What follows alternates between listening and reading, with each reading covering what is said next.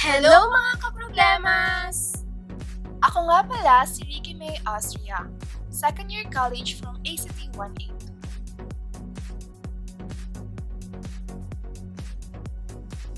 At ako naman si Ricalyn Cerdena, second year college from ACT 182. At kami ay accountancy students mula sa National University, Manila. Para sa video na ito, ating tatalakayin ang retained earnings, specifically ang dividends.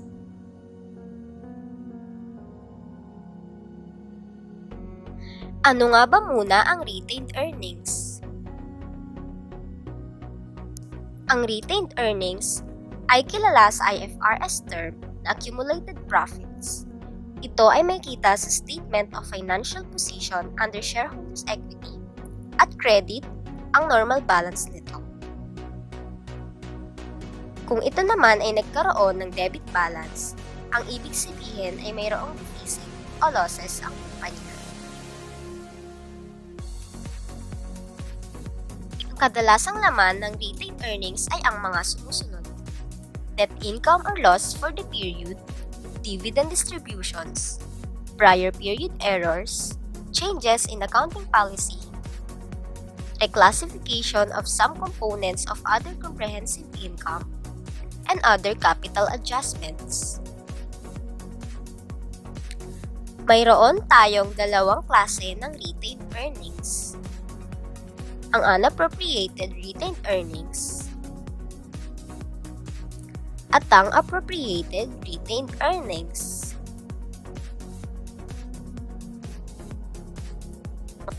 Ang unappropriated retained earnings ay ang amount na maaaring ipamigay ng mga board of directors bilang dividends kung gugustuhin nila.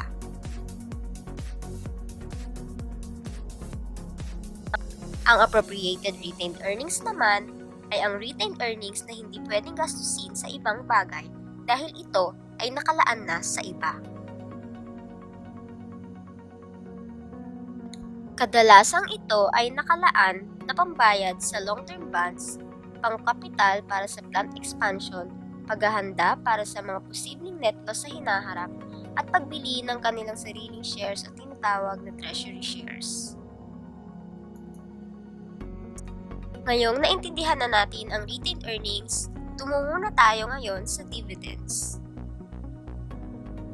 Ano nga ba ang dividends? Ang dividends ay ang share ng mga stockholders sa kita ng korporasyon. Isa ito sa mga dahilan kung bakit bumibili ng share of stock ng isang korporasyon. Ang dividends ay nahahati sa dalawang klase: ang dividends out of earnings at ang dividends out of capital. Atin nang unahin ang dividends out of earnings.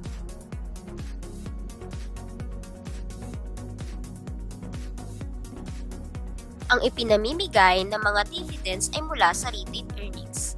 Ito ay dahil sa retained earnings account na iipon lahat ng kinikita ng kumpanya mula nung simula ng kanilang operations. Ang Board of Directors ang nagsasabi kung dapat na bang makatanggap ng dividends ang mga stockholders at kung magkano ang halaga nito.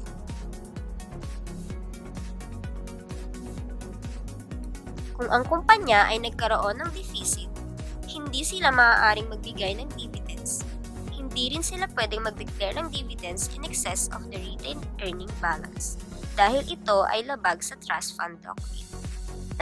Sa oras na mag-declare na ng dividends, ang Board of Directors ating tandaan na tatlong dates: ang date of declaration, date of record, at date of payment.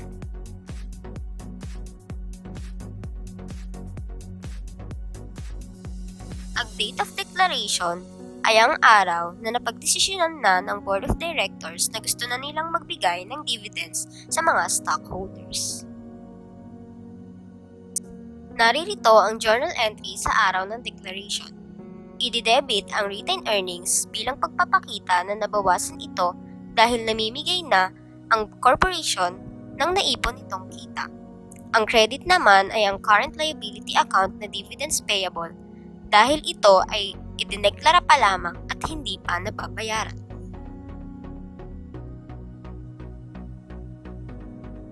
Sumunod naman ay ang date of record. Ito ang date kung saan tinitingnan ng kumpanya kung sino ang dapat ng padalhan ng dividend. Ang shareholders na nakalista sa araw na ito ay ang siyang makakatanggap ng dividends.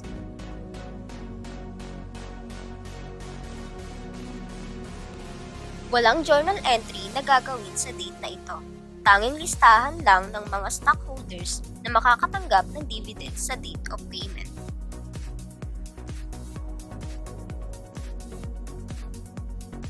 Huli naman ay ang date of payment. Ito ang araw na babayaran na ng korporasyon ang dividend liability niya sa kanyang mga shareholders.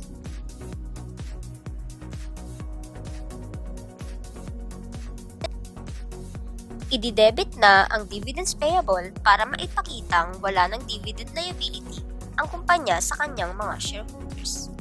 Ang credit balance account naman na iyong nakikita ay higit na maipapaliwanag maya-maya lamang.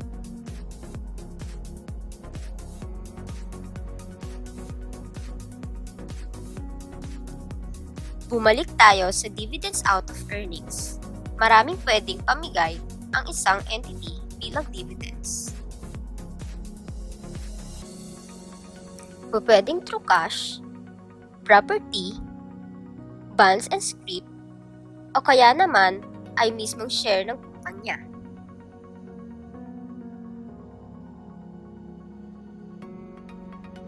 Unahin na natin ang cash dividends. Ito ang pinakasimpleng klase ng dividends. Padadalhan ng cash o cheque ang mga stockholders bilang share nila sa kita ng kumpanya.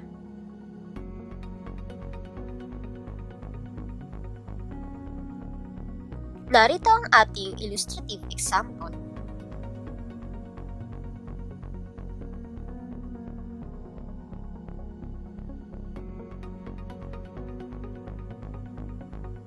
Tulad ng napag-aralan natin kanina, mayroong debit na retained earnings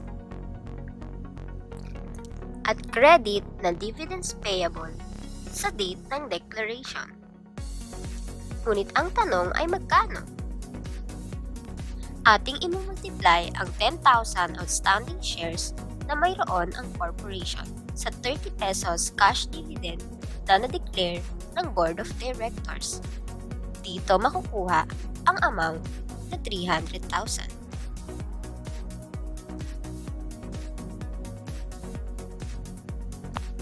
Ano naman ang journal entry sa araw ng pagre-record? Tulad ulit ng sinabi kanina, hindi na kailangan ng journal entry sa araw na ito.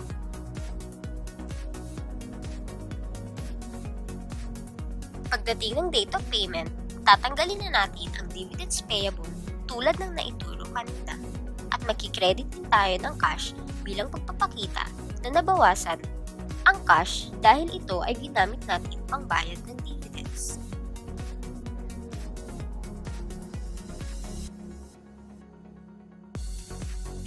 Sumunod naman ay ang property dividends. Mayroong mga pagkakataon na hindi sapat ang cash bilang pangbayad ng dividends. Kung kaya't, non-cash asset na lamang ang ipinamimigay ng mga ito. Mayroong dalawang accounting issues with respect to property dividends. Ito ay ang measurement of the property dividend payable at ang measurement of the non-cash asset to be distributed as property dividend.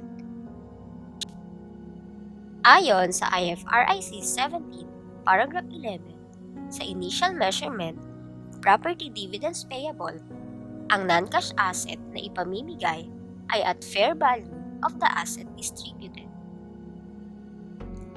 Ang amount na ito ay dapat i-adjust at year-end at sa araw ng pagbabayad. Ayon naman sa IFRIC 17, paragraph 14, Ang difference sa pagitan ng carrying amount ng dividends payable at carrying amount ng asset ay dapat i-recognize sa profit or loss sa araw ng pagbabayad. Sa measurement of non-cash asset naman, ang amount ng property dividends ay at lower of the carrying amount and fair value less cost to distribute. Ito rin ay ina-adjust at year-end and date of settlement.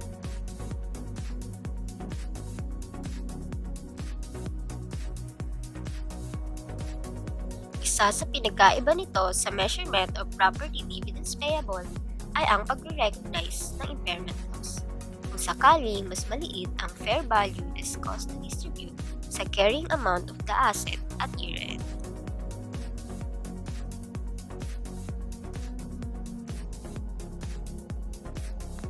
Upang lubos nating maintindihan ang property dividends payable, tayo ay magsagot ng mga illustrative examples.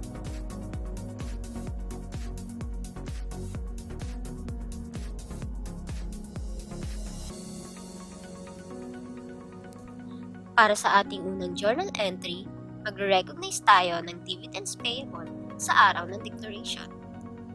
Ang amount ay at fair value.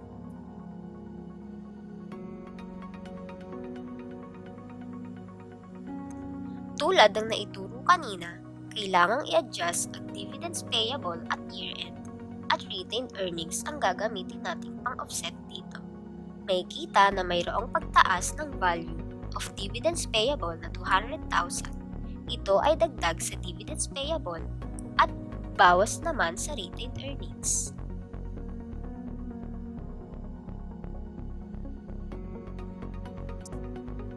Makikita na hindi ang carrying amount na 1 million ang in-adjust. Yun ay dahil ito ay mas maliit na sa fair value na 1,600,000 noong year-end.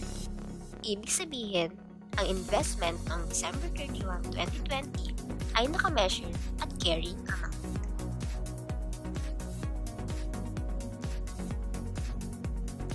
Sa araw ng pagbabayad, nabanggit kanina na kailangan ulit i-adjust ang dividends payable at fair value. At iyon ang ating gagawin. May kita na mayroong pagtaas ng value of dividends payable na 300,000. Ito ay dagdag sa dividends payable at bawas naman sa retained earnings.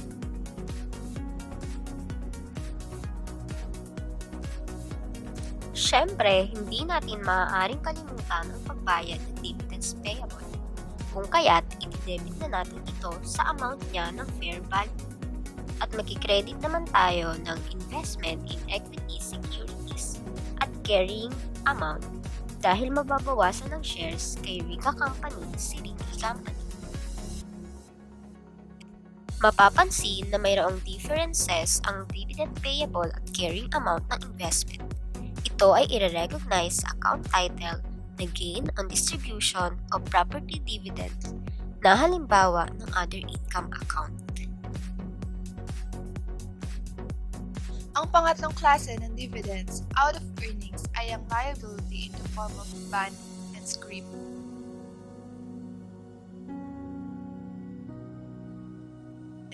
Ating unahin ang scrip dividends. Kapag kailangan nang mamigay ng dividends ang corporation, ngunit wala itong sapat ng cash o property, maaari itong mag-resort sa tinatawag na scrip dividends.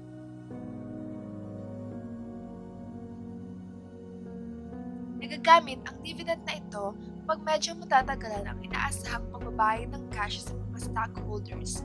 At date of payment, ang regular cash dividend ay dadagdagan ng interest para maiwasan ang pagkainis ng mga stockholders dahil sa matagal na pagbigay ng dividends.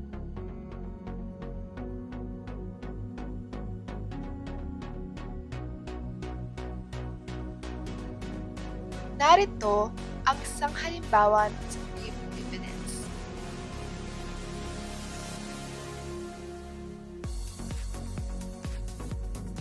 Ang journal entry at date of declaration ay debit ng retained earnings at credit ng scrip dividends payable.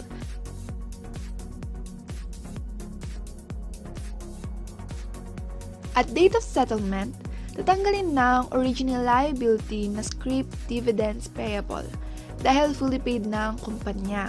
Magdadebit din ng interest expense dahil may na-incur na interest noong nag-issue ng scrip dividends. Dahil sa nangyaring pagbabayad, nabawasan ng cash ng kumpanya ng 537,500 pesos.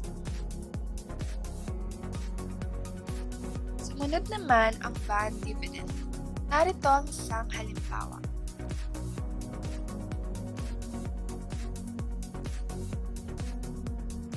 At date of declaration, magdadebit tayo ng retained earnings at bond dividends payable naman ang account title na gagamitin natin sa credit side.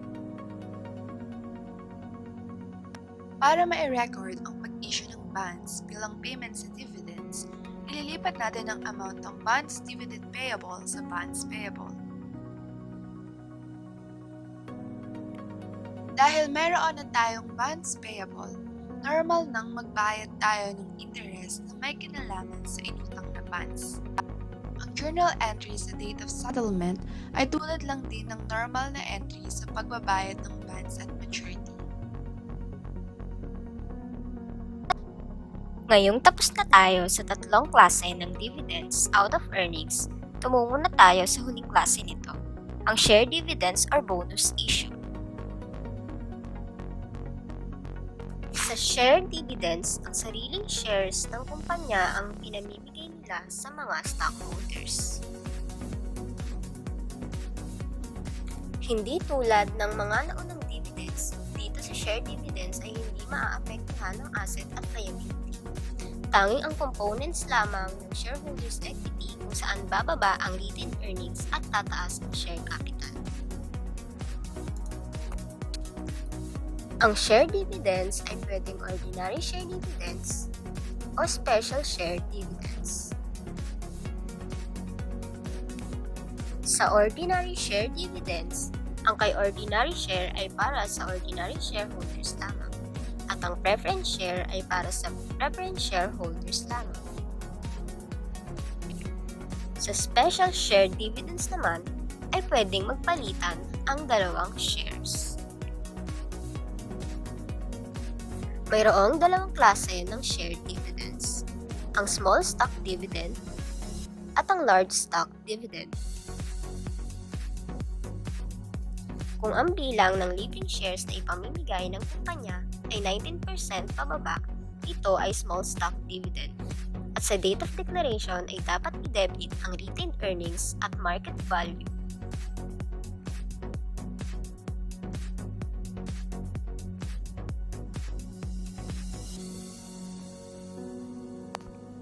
Kung ang bilang naman ng living shares na ipamimigay ay 20% pataas, ito ay large stock dividend. At sa date of declaration ay dapat i-debit ang retained earnings at par.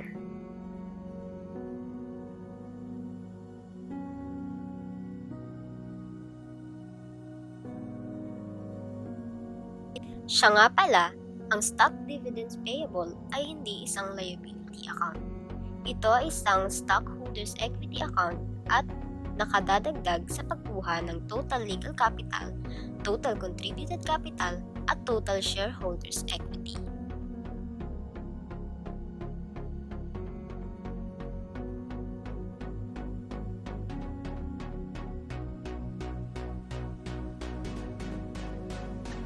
Upang higit na maunawaan ang dalawang klase ng share dividends, narito ang isang halimbawa.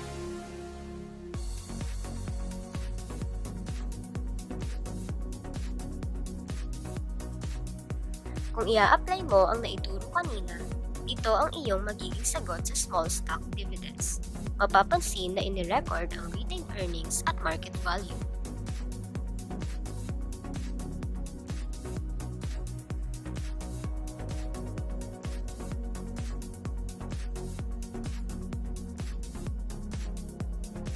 Ganito naman sa large stock dividends, mapapansin na inirecord ang retained earnings at par.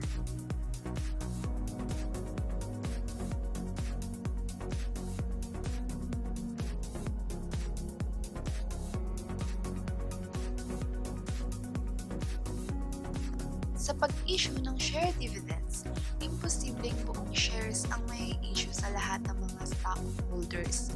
Dito, nagkakaroon ng fractional share dividends.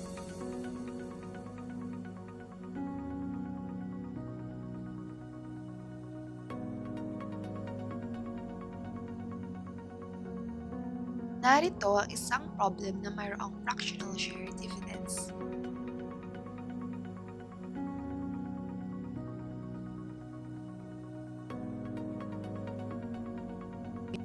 Ito ang journal entry na kailangan at date of declaration. Ang 3,000 shares ay ang 30% share dividends na dineclare as dividends.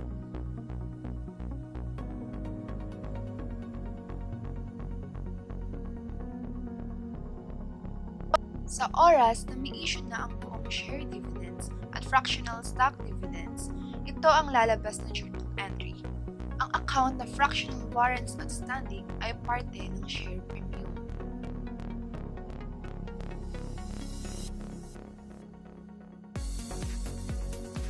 Paano naman kung hindi lahat ng fractional warrants ang may issue? Ganito ang iyong gagawin ng journal entry.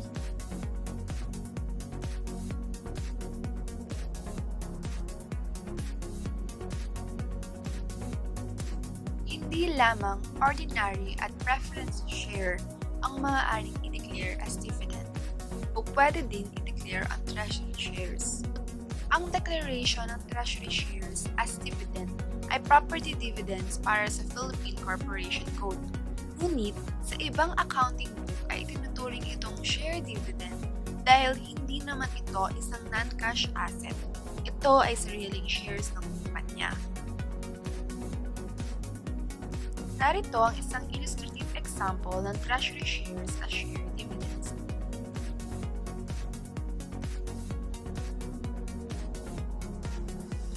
Ito ang journal entry at date of declaration. Laging tatandaan na at cost mo i-charge ang treasury shares sa retained earnings.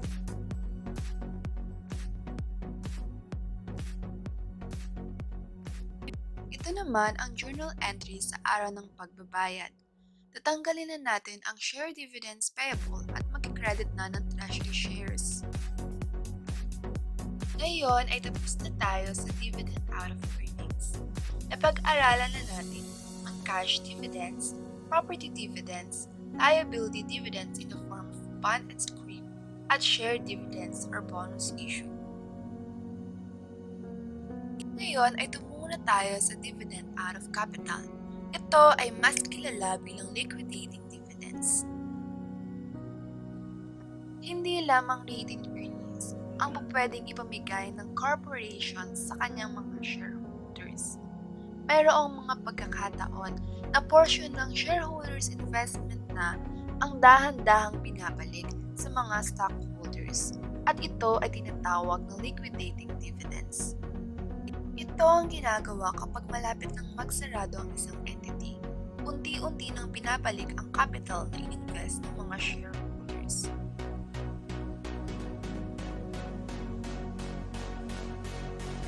Narito ang isang illustrative example ng liquidating dividends.